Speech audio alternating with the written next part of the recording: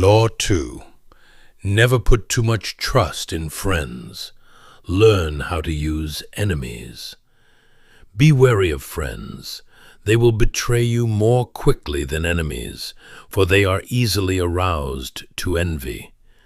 They also become spoiled and tyrannical over time. But hire a former enemy, and he will be more loyal than any friend, because he has more to prove. In fact, you have more to fear from friends than from enemies. If you have no enemies, find a way to make them. In the mid-9th century, a young man named Michael III assumed the throne of the Byzantine Empire. His mother had been banished to a nunnery, and her lover had been murdered. At the head of this conspiracy stood Michael's uncle, Bardas, a man of great intelligence and ambition. Michael was now a young, inexperienced ruler, surrounded by intriguers, murderers, and profligates. In this time of peril, he needed someone he could trust, and his thoughts turned to Basilius, his best friend. Basilius had no experience whatsoever in government or politics. In fact, he was the head of the royal stables. But he had proven his love and gratitude time and again. They had met a few years before, when Michael was visiting the stables just as a wild horse broke loose. Basilius, a young groom from peasant Macedonian stock, had saved the emperor's life. His strength and courage made a deep impression on Michael, who immediately raised him from obscurity to the head of the stables, loading him with gifts and sending him to the finest school in Byzantium. The crude peasant became a cultured and sophisticated courtier. Now Michael was emperor, and who better to trust with the post of chief counselor than a man who owed him everything? Ignoring the advice of those who recommended the far more qualified Bardas, Michael chose his friend. Basilius learned quickly and was soon advising the emperor on all matters of state. The only problem was money. Basilius never had enough. Exposure to the splendor of Byzantine court life made him hungry for the rewards of power. Michael doubled, then tripled his salary, ennobled him, and even married him off to his own mistress. Keeping such a trusted friend and advisor satisfied seemed worth any price. But more trouble was coming. Basilius convinced Michael that Bardas was hopelessly ambitious, that he had conspired once to take the throne, and could conspire again. He poured poison into the emperor's ear until Michael agreed to have his uncle murdered. During a great horse race, Basilius closed in on Bardas in the crowd and stabbed him to death. Shortly after, Basilius asked to replace Bardas as head of the army. This, too, was granted. Now Basilius's power and wealth only grew.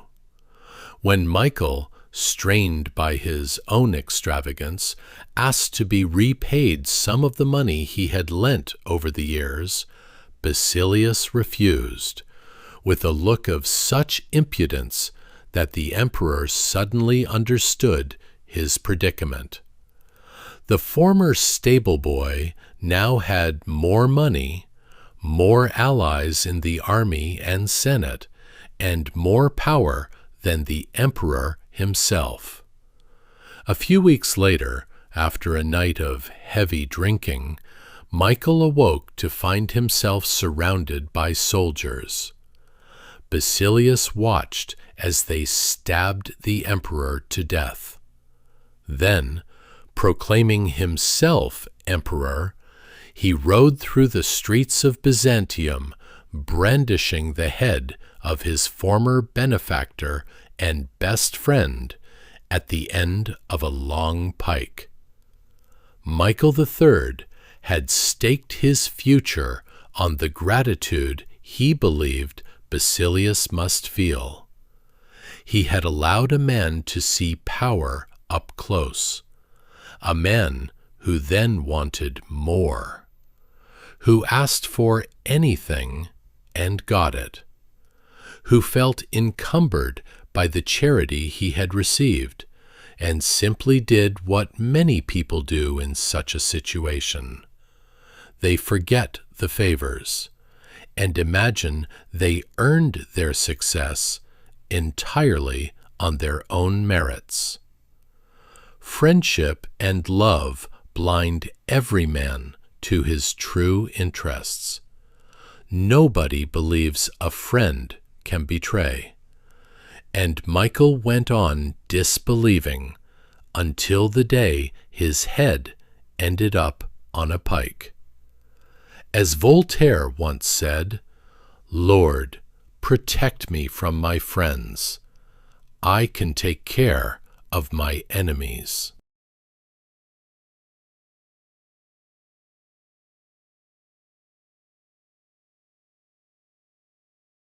Now consider Emperor Sung of China. In the year 959, General Chao Kuang-yin became Emperor Sung. He knew the odds. Within a year or two, he would likely be murdered, just as his predecessors had been. How could he break the pattern? Soon after taking power, Sung ordered a great banquet and invited the most powerful commanders in the army. After much wine had been drunk, he dismissed all the guards and servants, leaving only the generals, who now feared he would kill them all at once. Instead, he addressed them with calm and honesty. "The whole day is spent in fear," he said, "and I am unhappy both at the table and in my bed. For which one of you does not dream of ascending the throne? I do not doubt your allegiance, but if by some chance your subordinates were to force the emperor's yellow robe upon you, how could you refuse it?" Drunk and fearing for their lives, the generals proclaimed their innocence and loyalty, but Sung had a different offer in mind. The best way to pass one's days is in peaceful enjoyment of riches and honor. If you are willing to give up your commands, I am ready to provide you with fine estates and beautiful dwellings where you may take your pleasure and live in peace. The astonished generals realized that instead of a life of anxiety and struggle, Sung was offering them comfort and security. The next day, every one of them tendered their resignation. In a single stroke, Sung had transformed a pack of friendly wolves who would have betrayed him into a group of docile lambs far from all power. Over the following years, Sung continued his campaign to secure his rule. When King Liu of the southern Han finally surrendered after years of rebellion, Sung gave him a rank at the imperial court and invited him to a banquet. As Liu accepted the glass of wine offered by the emperor, he hesitated, certain it was poisoned. "Your subjects' crimes certainly merit death," he cried out, "but I beg your majesty to spare my life. I dare not drink this wine." Emperor Sung simply laughed, took the glass from his hand, and drank it himself. There was no poison. From that day forward, Liu became one of his most trusted and loyal allies. When another rebel king named Qian Shu was defeated, Sung's ministers urged the emperor to lock him up. They presented documents proving he had been conspiring to kill Sung. But instead of imprisoning him, Sung honored him at court and gave him a sealed package to open on his journey home. Halfway home, Chien Shu opened the bundle and discovered it contained every document detailing his own conspiracy against the emperor. He realized that Sung had known everything and had spared him anyway. That single act of generosity won him over completely. He, too, became one of Sung's most loyal vassals. A Chinese proverb compares friends to the jaws and teeth of a dangerous animal. If you're not careful, they will chew you up. Emperor Sung understood this deeply. His friends in the army would devour him like meat. His friends in government would have him for supper. So instead of relying on friends, he used his enemies, transforming them into far more reliable subjects. While a friend expects more and more favors and seethes with jealousy, a former enemy expects nothing and receives everything. A man suddenly spared the guillotine is a grateful man indeed. He will go to the ends of the earth for the one who pardoned him. And in time, these former enemies became Sung's most trusted friends. The Sung dynasty ultimately ruled China for more than 300 years. At the height of the Civil War, Abraham Lincoln delivered a speech in which he referred to the Southerners as fellow human beings who were simply in error. An elderly woman scolded him for not calling them irreconcilable enemies who must be destroyed.